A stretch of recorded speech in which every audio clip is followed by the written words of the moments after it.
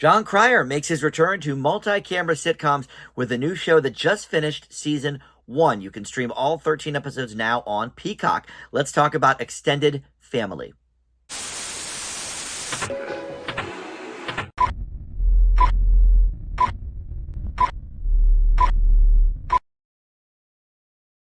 Hey guys, Dan here. This is Dan Reviews It. Welcome to my TV review for Extended Family. It just wrapped up season 1, and you can stream it all now on Peacock. It features, of course, Jon Cryer's return to multicam sitcoms after many, many years on 2.5 Men. But we also have Donald Faison here, no stranger to sitcoms, of course, with Scrubs. And he was on one on TV Land as well that was a multi-camera show. And then Abigail Spencer sort of rounds out the main trio here, and you may know her from NBC's Timeless, or if you are a soap opera fan, she was on All My Children for a couple of years back in the late 90s, so you may know her from that as well. But before we launch into the specifics of the show and my thoughts on it, let me welcome you into Dan Reviews It. Thank you for finding this video. We do movie and TV reviews here on the channel, and just about every day something new goes up, so there's always a lot going on, a lot to check out.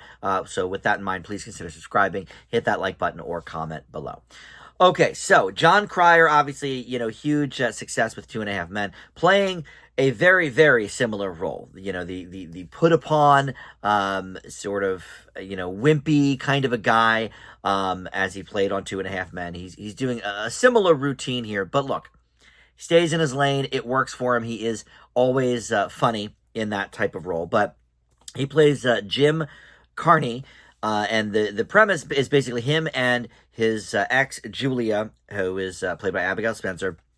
They've gone through a decent divorce. They are friendly with each other, and they have a couple of kids, and everything's going swimmingly. However, she ends up meeting and falling in love with this Donald Faison character, Trey Taylor, who is the owner of the Boston Celtics, and basically they move in and out of the family home so that the kids have a stable environment, instead of having, the kids go to 2 separate places all the time, which honestly, I mean, this is, kind of a fairly recent thing, I think, maybe the last 10, 15 years, because I had never heard of this until fairly recently, but it makes a lot of sense.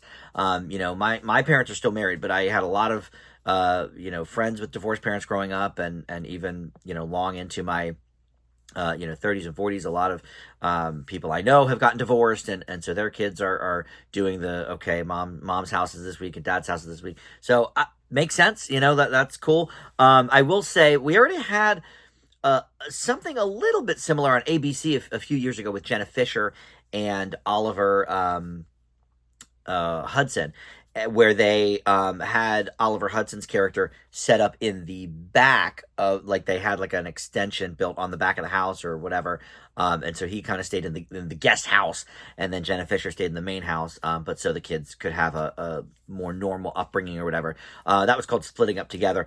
Better show than this for sure, but in any event, that's the basic premise here. We don't focus too much, I guess, so far on the kids. Mostly it's about, kind of the 3 of them. And then we have Lenny Clark here from the old Dennis Leary show, Rescue Me. He is playing Jim's dad. So he is, a part of this mix as well. And he's done a couple of sitcoms along the way as well. He did one in the 90s for ABC. I can't remember what it was called. Then he had one called Lenny, which I think was maybe CBS. So he's done a couple of sitcoms as well. He's a funny dude. Not that Rescue Me was a comedy, but he was on there. So yeah, look, this was part of the NBC Tuesday night lineup in the first few months of the year, along with season 2 of the new Night Court, which has been getting worse and worse, by the week.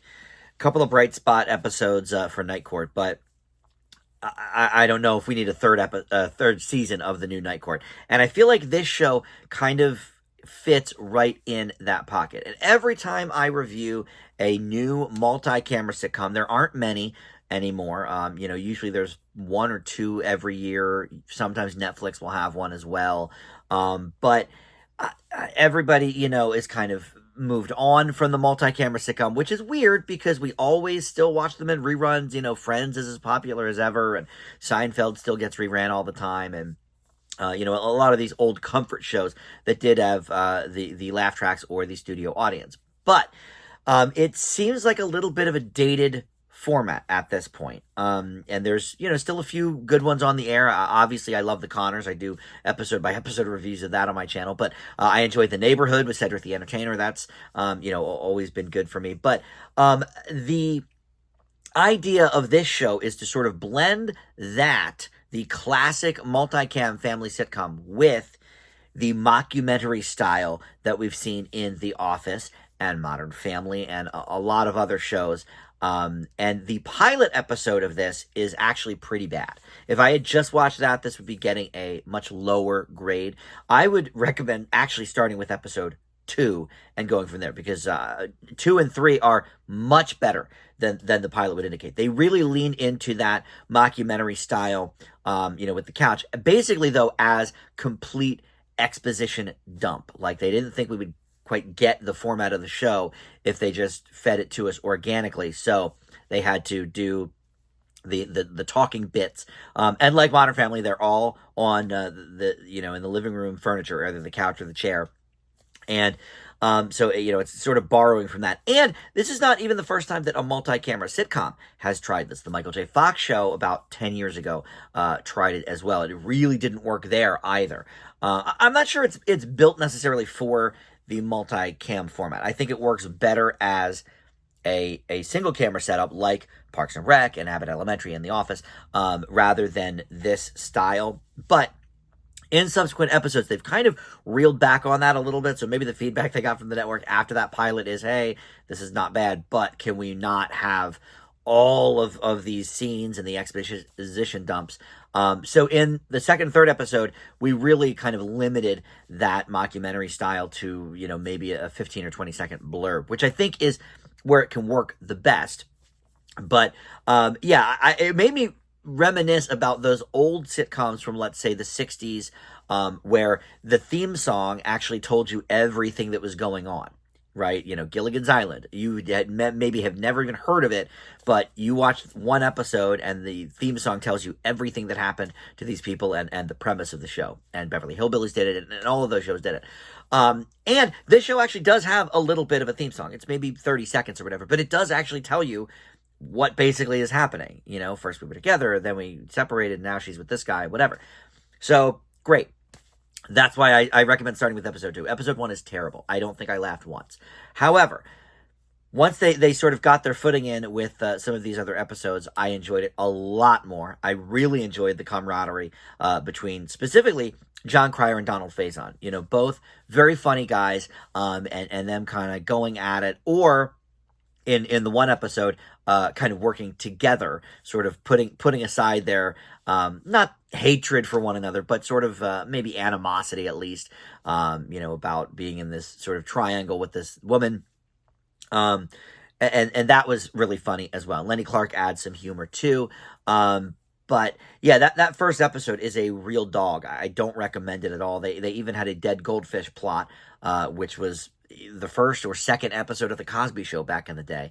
And this is no Cosby Show. But, a few laughs along the way. I do think that this could get better as we get to know the characters a little more, as a lot of sitcoms do. Sometimes these first couple episodes are tough, because we're setting up the premise and we're setting up the family. But, I think as we move forward, maybe leaning into the strengths of the cast would be better. And I didn't love that the Trey character was the owner or co-owner or whatever of the Boston Celtics. I was like, well, okay, this is not necessarily relatable to people. But then I looked into it, and it is actually loosely based on the real life owner of the Boston Celtics, Wick Grusback, and he is an executive producer on the show, as is the two other people that were involved in this similar situation, his ex-wife, or his current wife and her ex or whatever. So, all right, I guess for the reality's sake, I'll let that one slide. But I just thought, well, that's not very relatable that,